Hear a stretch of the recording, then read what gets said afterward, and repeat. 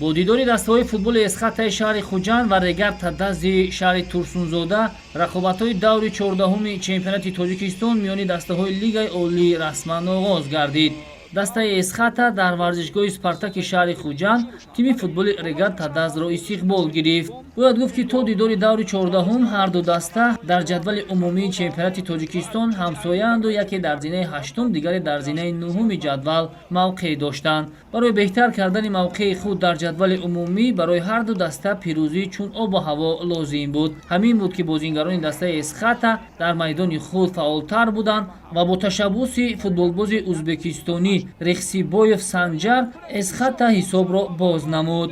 Санҷар бо як маҳорати бисёр ҳам баланд тӯбро ба кунҷи болоии дарвозаи дастаи регар тадаз ворид намуда ҳисоб кушода шуд. бо ҳамин голи задаи легионери ӯзбекистонии дастаи эсхата қисмати аввали вохӯрӣ ба анҷом расид.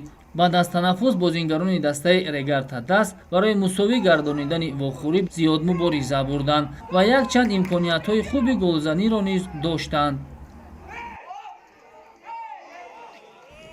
дар 45 дақиқаи қисмати дуюми рақобат низ ҳисоб тағйир наёфт ва ҳамин тавр эсхата дуюмин ғалабаи пайдарҳами худро дар чемпионати тоҷикистон ба даст овард. ин тими футболи шаҳри хуҷанд дар даври гузашта бар клуби марказии варзиши артиш низ пирӯзӣ ба даст оварда буд.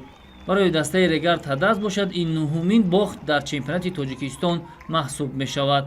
ёдовар мешавем ки дастаи эсхатаи шаҳри хуҷанд дар 13 бозӣ анҷом додааш бори чаҳорум аст ки ба пирӯзӣ даст меёбад.